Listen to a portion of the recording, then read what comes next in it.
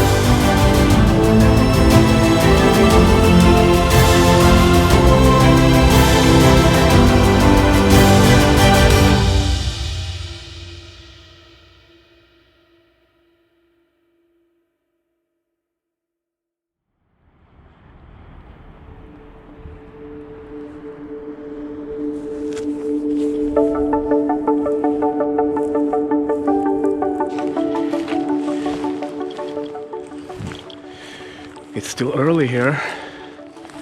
My first day of shooting on Lofoten. If there's one thing I've learned already, is that everything here is constantly changing. I do mean constantly. The light and the weather will change from 5 minutes to the next 5 minutes, and then back again, and then to something completely different.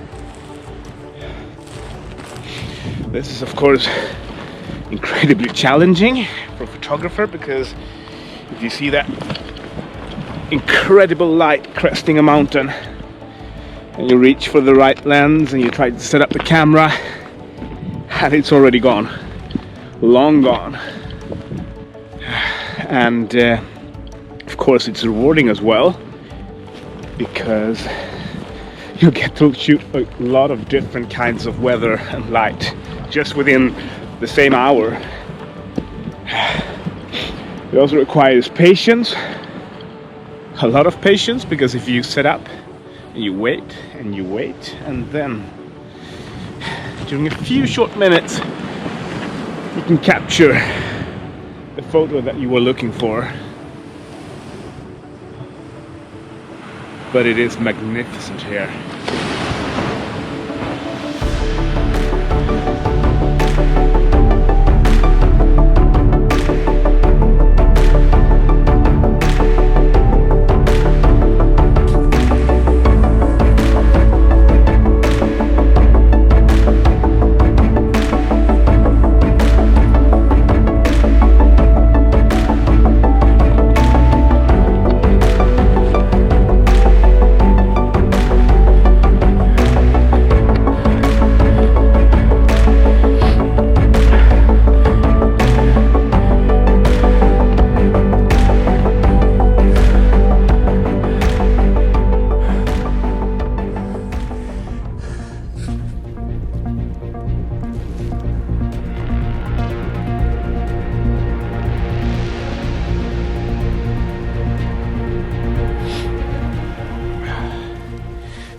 remember what I said earlier about things always changing out here.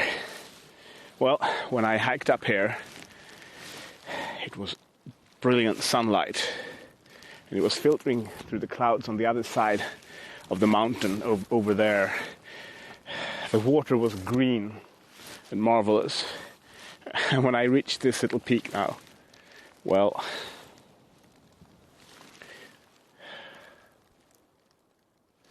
yep, can't see anything here. And unfortunately, I think the light will not be coming back to this part of the island for, well, pretty much for the rest of the day. So I'm gonna hike back down, find another place to shoot my photos. Let's see how that goes.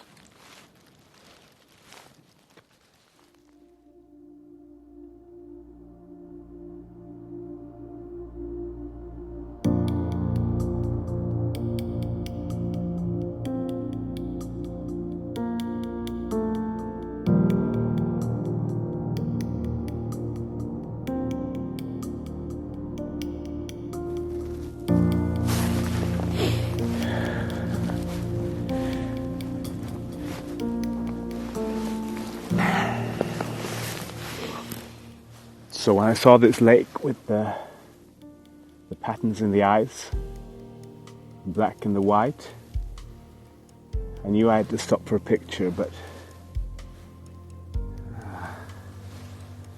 it's hard finding the composition here. Got the sun to that direction. There's no way I'm going to catch the vastness of the mountains in that direction. So I'm just going to try something simple, shooting into the sun, try to catch that sort of ridge there with the patterns leading up to it. We'll see how it pans out. I will probably have to bracket this one to get control of the exposure. I'm actually using a polarizing filter as well. Perhaps not the best idea when shooting into the sun, but I want to reduce the glare in the water. I'm at f9, and again I am focusing manually, using live view to magnify, focusing on the ice and the water. There we go, tack sharp. Alright, so bracketing.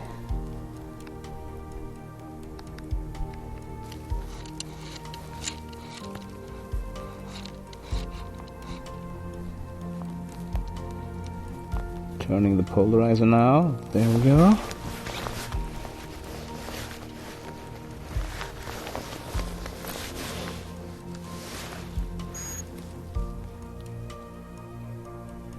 I think we're ready for this one, aren't we?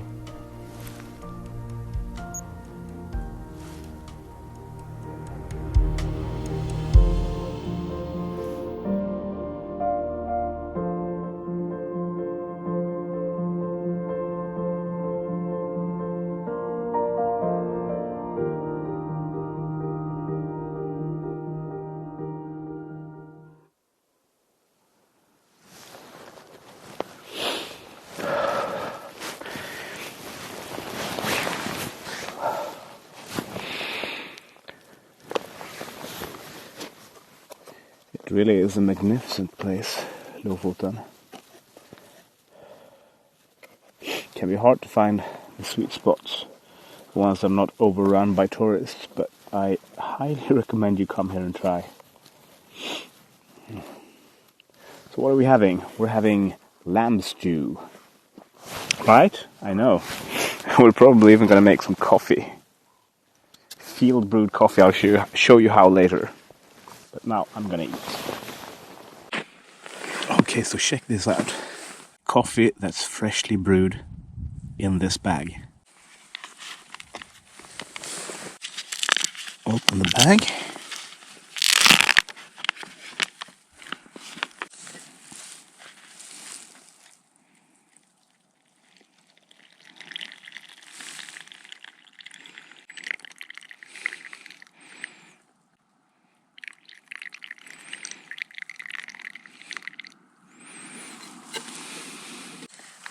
Just pour it out there.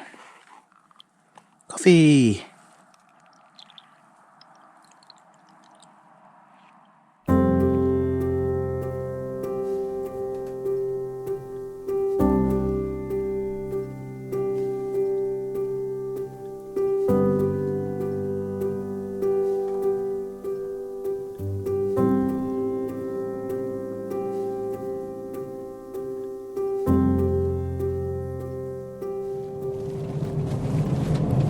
Good evening. Tonight is my final night here on Lofoten.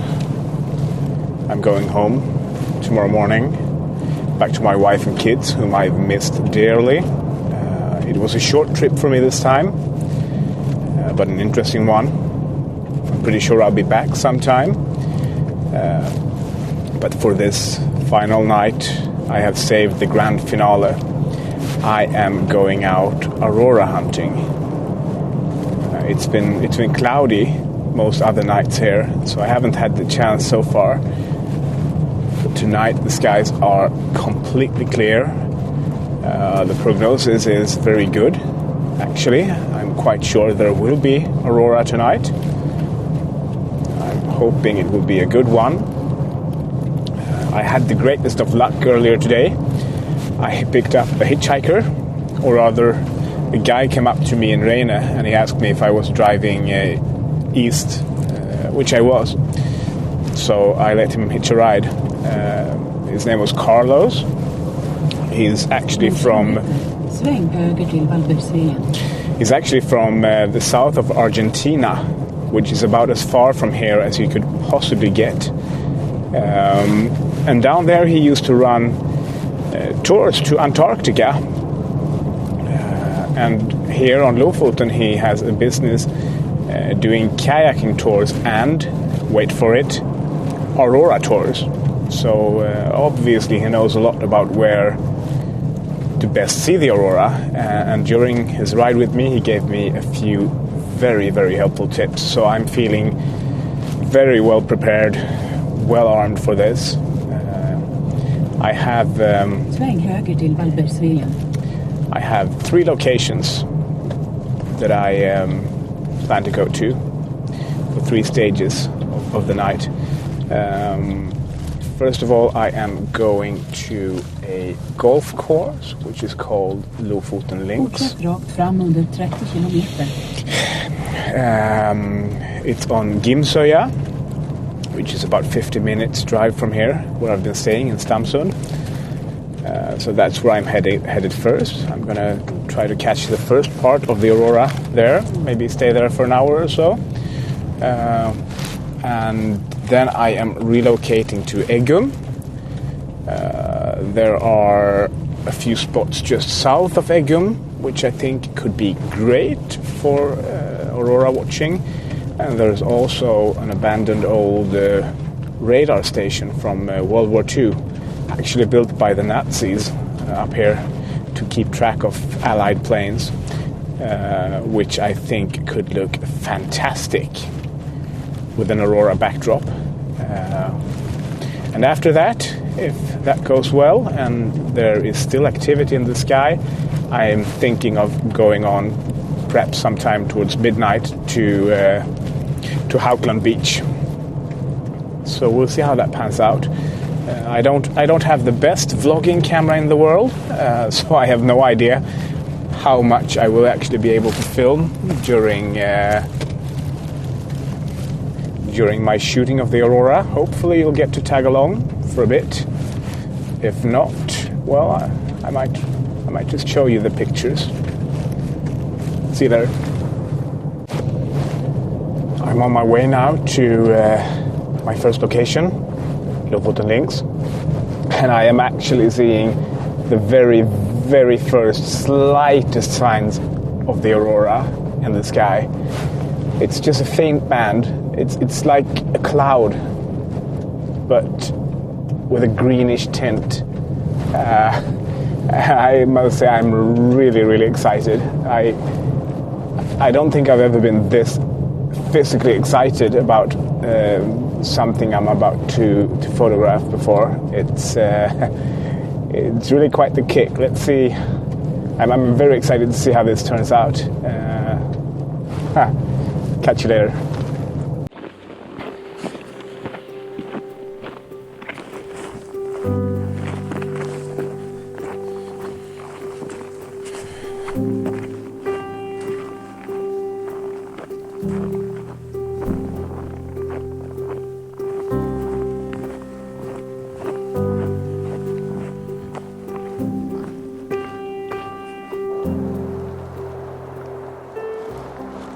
Okay, so I know you can't see a damn thing right now, but hold on, wait for it.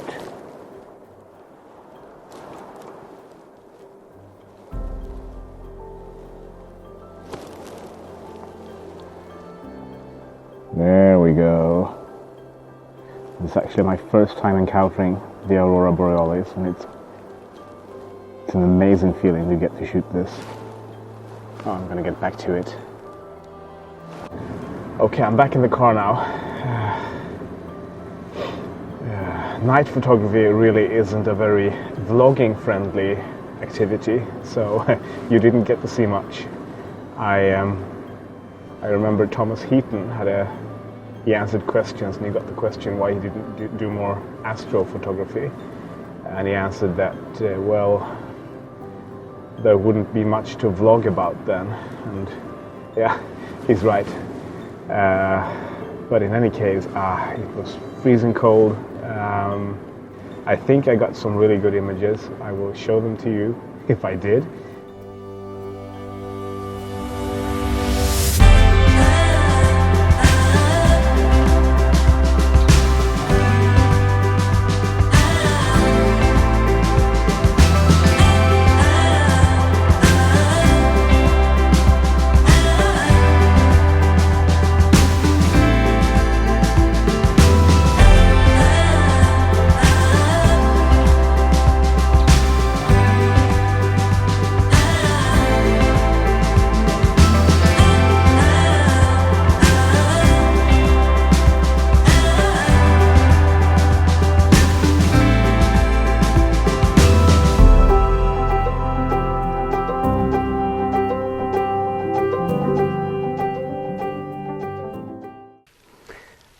Okay, so it's time for me to head back to Sweden again after this quite short trip to Lofoten.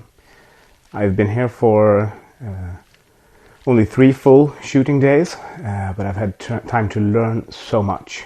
It's been an incredible experience and very valuable to me.